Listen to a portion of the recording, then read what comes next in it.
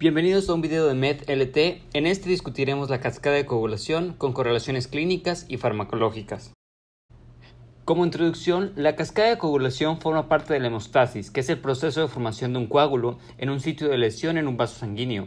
Este proceso tiene que ser rápido, localizado y regulado estrictamente, ya que si es deficiente pueden ocurrir sangrados o si es exagerado pueden ocurrir trombos. Las fases del proceso hemostático son 4. La lesión endotelial y formación del tapón plaquetario, la propagación del proceso por medio de la cascada de coagulación, la terminación de este por mecanismos antitrombóticos y finalmente la eliminación del tapón por medio de fibrinólisis. En este video únicamente discutiremos el segundo paso, que es la cascada de coagulación. La cascada de coagulación consta de la activación secuencial de proenzimas o simógenos, que son factores proteicos inactivos, cuyo objetivo final es la formación de un coágulo de fibrina, que es una proteína. En este proceso se ven involucrados todos estos factores enumerados en la tabla que se ve en la pantalla. La cascada de coagulación tradicionalmente se divide en una vía extrínseca y una intrínseca.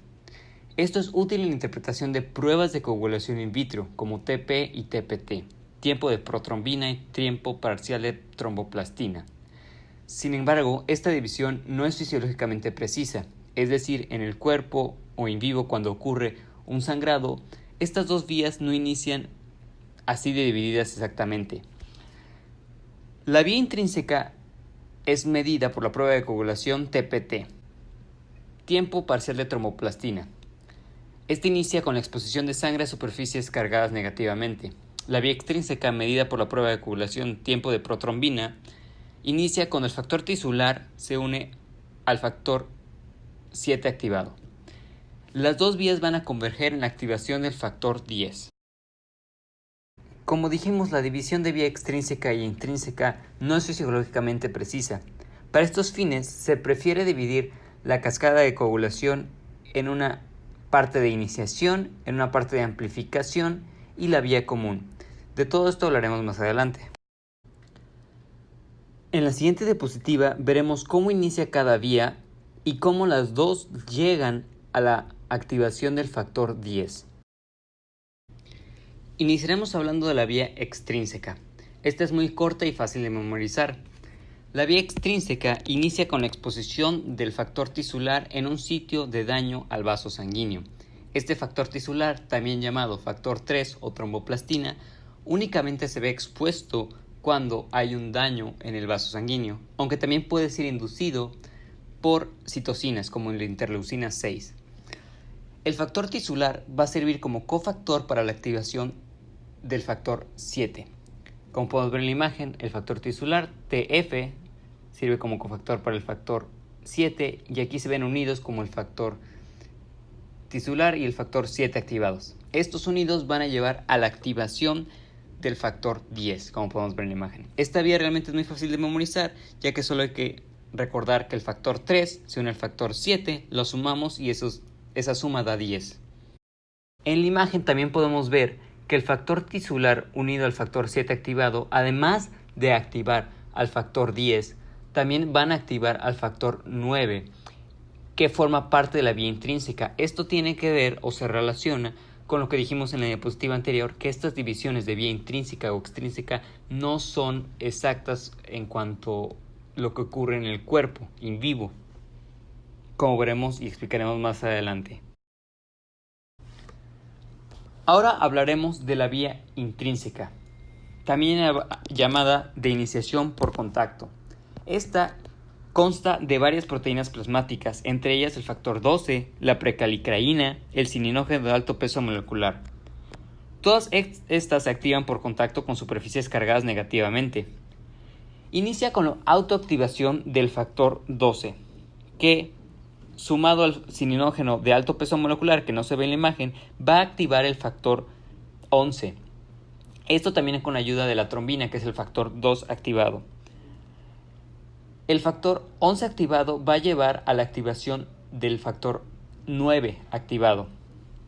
El factor 9 activado junto con el factor 8 activado van a llevar a la activación del factor 10. Entonces ya vimos cómo las dos vías llevan a la activación del factor 10. Es importante notar en el diagrama ¿En qué pasos se ve involucrada también la trombina? La trombina se ve involucrada en la activación del factor 11 y en la activación del factor 8.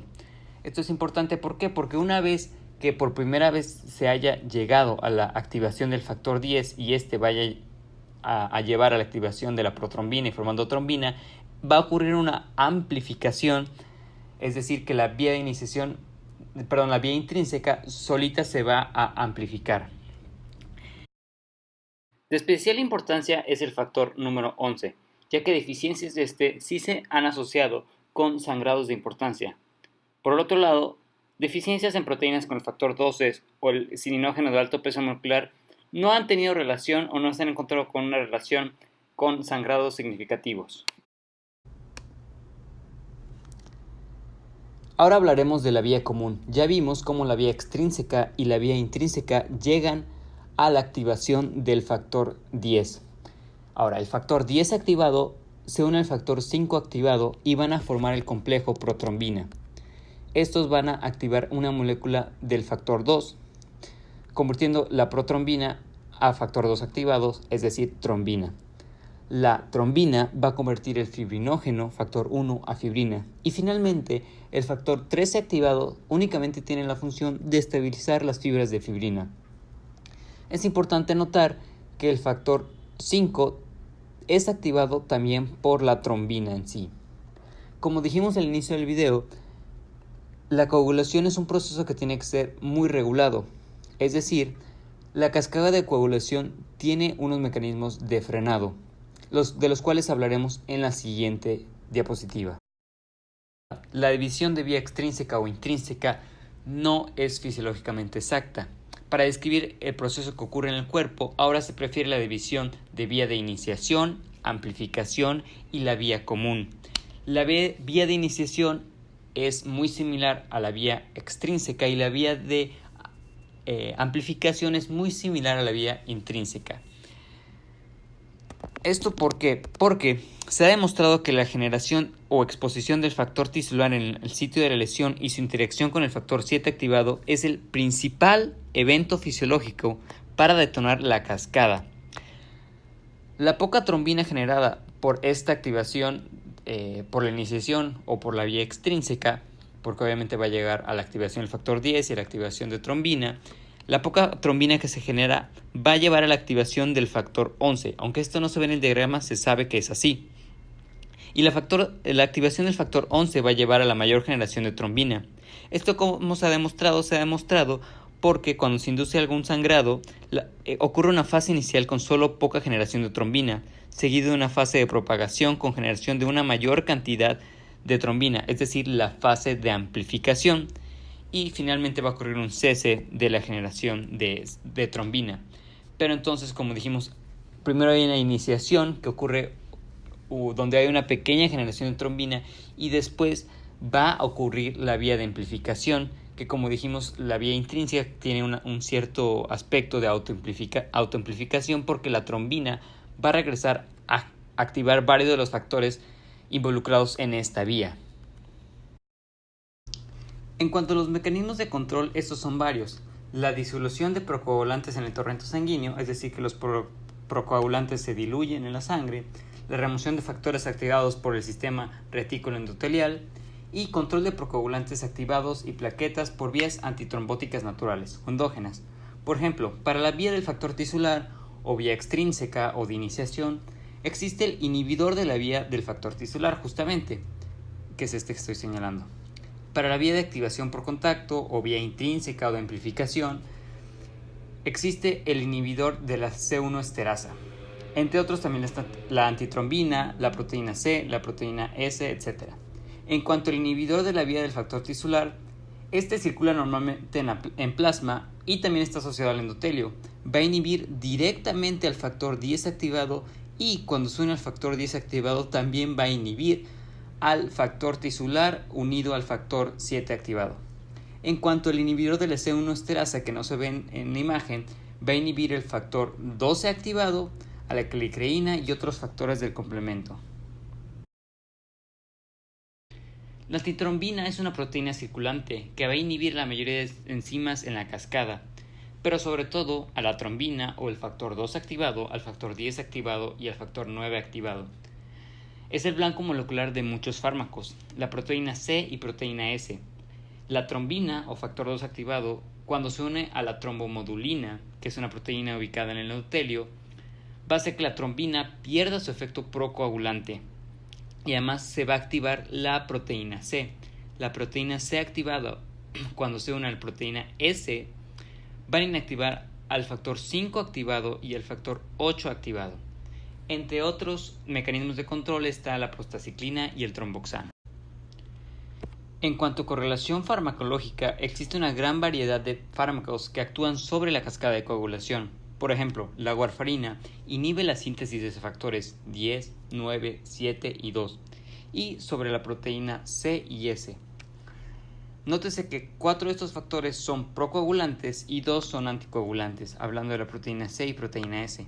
Esto tiene importancia ya que el primer efecto de la warfarina puede ser de hecho procoagulante debido al agotamiento de la proteína C y proteína S. La heparina no fraccionada se une a la antitrombina y van a inactivar al factor 2 activado y el factor 10 activado sobre todo. Pero también actúa sobre el factor 9 activado, 13 activado y fibrina. En cambio, la heparina de bajo peso molecular va a actuar sobre todo en el factor 10 activado, mucho más que sobre el factor 2 activado. Existen también inhibidores orales del factor 10 activado, como el rivaxaban, inhibidores directos del factor 2 activado, como la epirudina.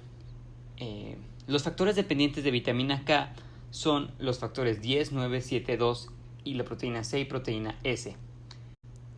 Pacientes con deficiencias de vitamina K también pueden tener problemas de coagulación. En cuanto a patologías, existen las hemofilias. Las hemofilias son enfermedades debido a deficiencias de factores de la cascada de coagulación. La hemofilia A es por deficiencia del factor 8, la hemofilia B es por deficiencia del factor 9 y la hemofilia C es debido a la deficiencia del factor 11. Además, en esta tabla podemos ver otras enfermedades que se deben también a las deficiencias de factores. Por ejemplo, existe la afibrinogenemia, que es la deficiencia del factor 1. O por ejemplo, la parahemofilia, que es la deficiencia del factor 5. Estas son las fuentes de información que ocupé para el video y toda la información que está en las diapositivas. Si tienes alguna pregunta, no dudes en dejarla en los comentarios. Muchas gracias por ver el video. No olvides en suscribirte y picar en la campanita.